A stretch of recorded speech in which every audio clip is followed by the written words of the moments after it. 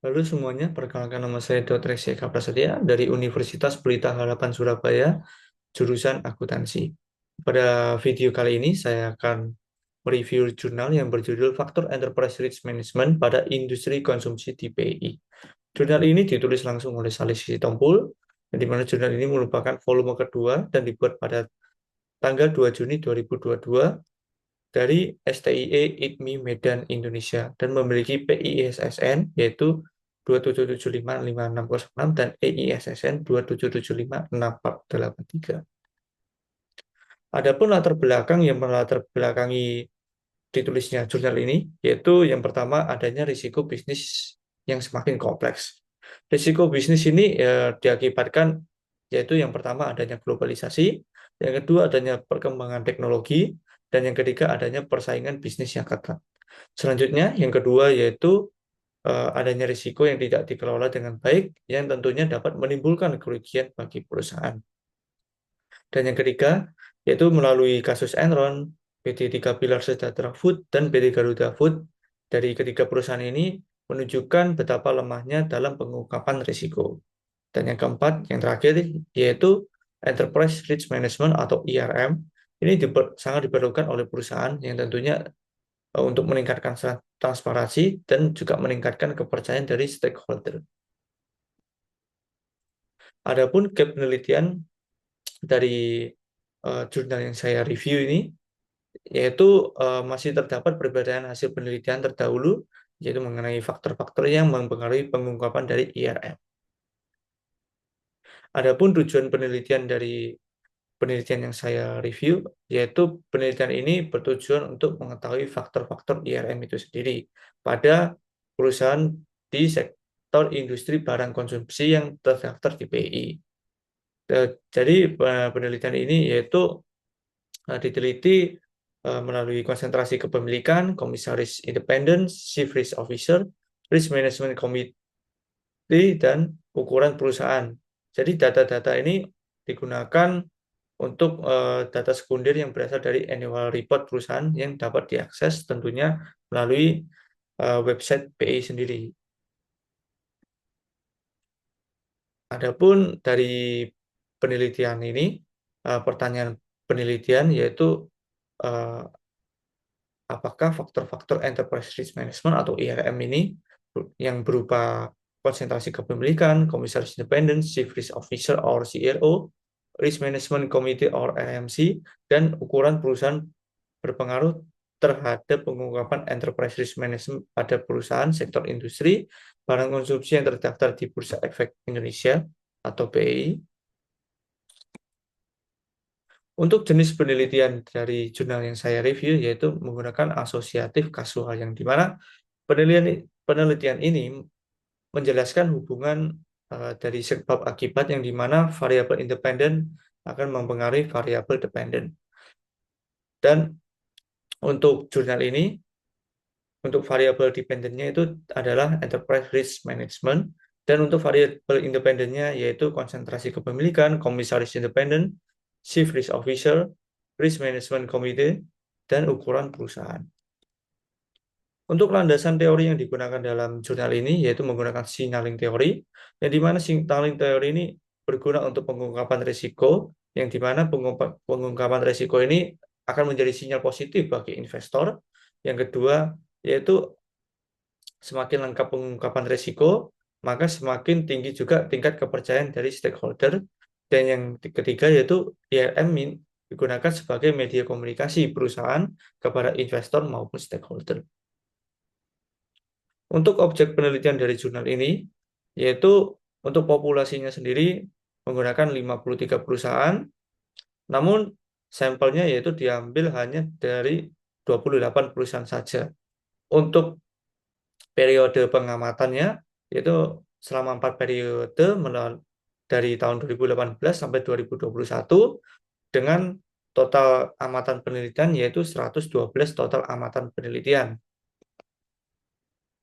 Selanjutnya, untuk metode analisis yang digunakan dalam jurnal ini, yaitu menggunakan metode kuantitatif, yang dimana analisisnya ini menggunakan pengolahan data, menggunakan software eViews, eViews 10, dan analisis yang digunakan adalah analisis regresi linear berganda. Ya, selanjutnya untuk temuan utama dari jurnal ini yaitu ada 6. Yang pertama untuk H1 atau hipotesis 1 yaitu konsentrasi kepemilikan berpengaruh positif dan signifikan terhadap pengungkapan enterprise risk management. Selanjutnya, untuk hipotesis 2, komisaris independen berpengaruh positif dan signifikan terhadap pengungkapan enterprise risk management. Untuk hipotesis 3, yaitu chief risk officer berpengaruh positif dan signifikan terhadap pengungkapan enterprise risk management. Untuk hipotesis 4, risk management committee berpengaruh positif dan signifikan terhadap pengungkapan enterprise risk management. Dan untuk hipotesis 5 yaitu ukuran perusahaan berpengaruh positif dan signifikan terhadap pengungkapan enterprise risk management. Dan untuk hipotesis 6 yaitu konsentrasi kepemilikan, komisaris independen, chief risk officer, risk management committee, dan ukuran perusahaan secara simultan berpengaruh signifikan terhadap pengungkapan enterprise risk management. Ya, jadi adapun kesimpulan dari jurnal yang saya review, yaitu kesimpulan dari jurnal ini atau kesimpulan dari penulis itu ada 6. Yang pertama, dari konsentrasi kepemilikan ini berpengaruh positif dan signifikan terhadap pengungkapan enterprise risk management pada sektor industri barang konsumsi yang terdaftar di BI. Yang kedua, untuk komisaris independen yaitu berpengaruh positif dan signifikan terhadap pengungkapan enterprise risk management pada sektor industri barang konsumsi yang terdaftar di BI. Yang ketiga, Chief Risk Officer or CRO ini berpengaruh positif dan signifikan terhadap pengungkapan enterprise risk management pada sektor industri barang konsumsi yang terdaftar di BEI. Yang keempat, Risk Management Committee or RMC ini berpengaruh positif dan signifikan terhadap pengungkapan enterprise risk management pada sektor industri barang konsumsi yang terdaftar di BEI. Yang kelima yaitu ukuran perusahaan berpengaruh positif dan signifikan terhadap pengungkapan enterprise risk management pada sektor industri barang konsumsi yang terdaftar di BI. Dan yang terakhir yaitu yang keenam, konsentrasi kepemilikan, komisaris independen, chief risk officer, risk management committee, dan ukuran perusahaan berpengaruh secara simultan terhadap pengungkapan enterprise risk management pada sektor industri barang konsumsi yang terdaftar di BI.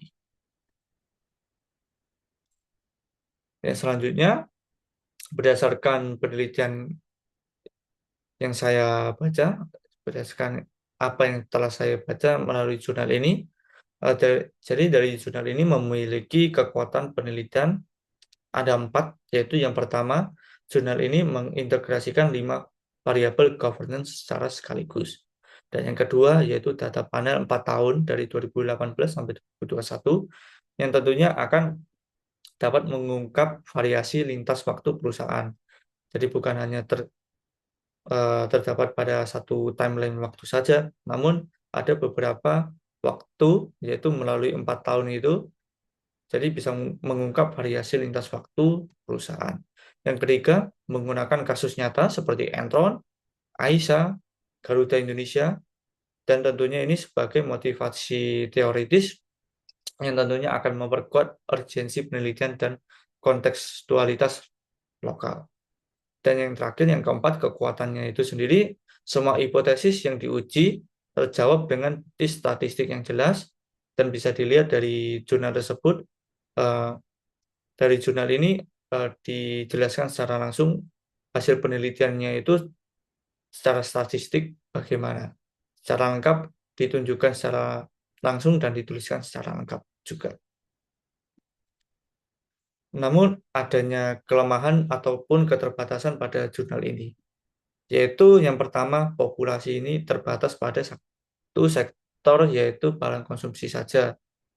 Jadi hal ini tidak bisa digeneralisasikan kepada berbagai perusahaan-perusahaan di sektor lainnya selain sektor barang konsumsi. Yang kedua yaitu adanya periode 2018 sampai 2021, yang dimana kita tahu bahwa 2018 sampai 2021, untuk tepatnya mulai dari 2019, itu terjadi pandemi COVID-19, yang dimana kondisi ini merupakan kondisi yang tidak bisa dikendalikan.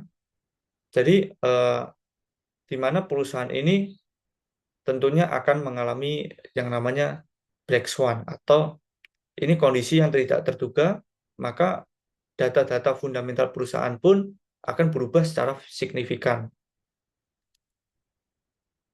Selanjutnya untuk opini pribadi, dari jurnal yang saya review sendiri, yaitu ada 3. Yang pertama, saya setuju dengan simpulan penulis, yang dimana dari simpulan penulis tersebut, penulis ini menunjukkan dukungan yang kuat dengan menggunakan data statistik yang tentunya lengkap, dan ditunjukkan semua hipotesisnya bagaimana dengan menggunakan data yang digunakan oleh penulis tersebut.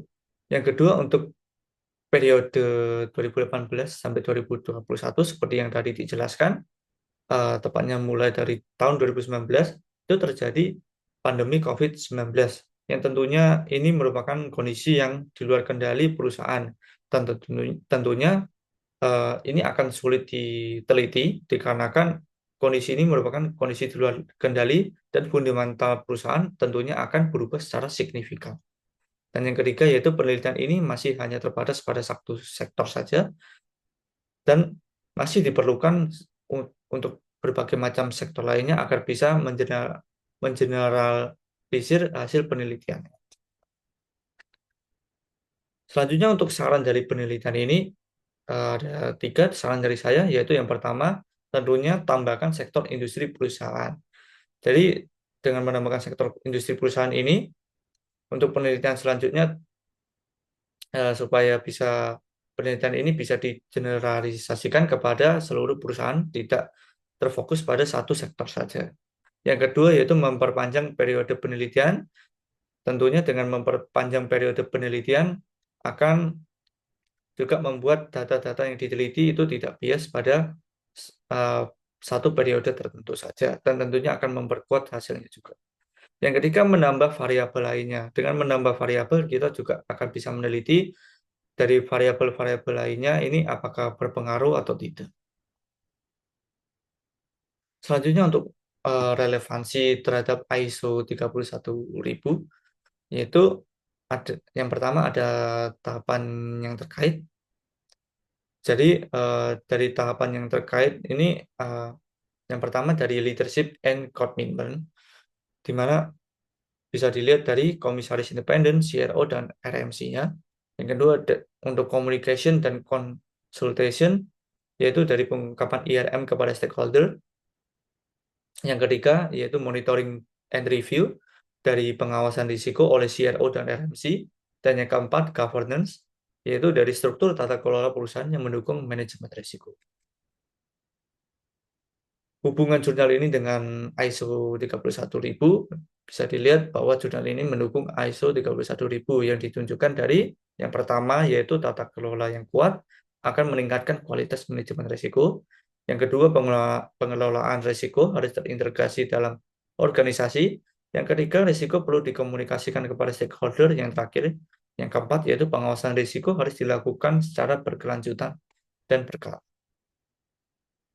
Selanjutnya ada pun implikasi praktis, yaitu yang pertama, perusahaan perlu untuk membentuk yang namanya Risk Management Committee or RMC.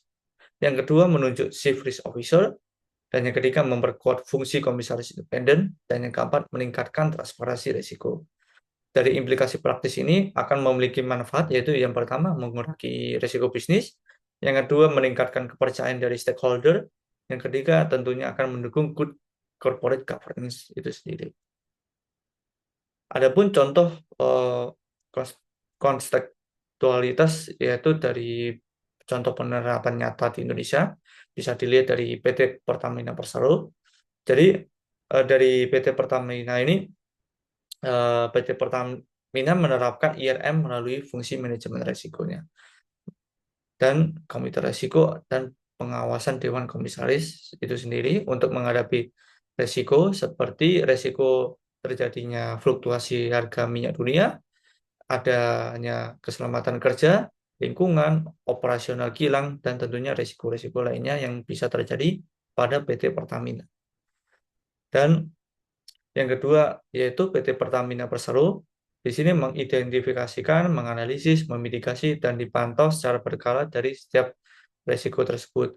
Dan hal ini sangat cocok dengan IRM dan relevansi dengan ISO 31000, yaitu dari risk identification, risk assessment, risk treatment, dan tentunya monitoring and review.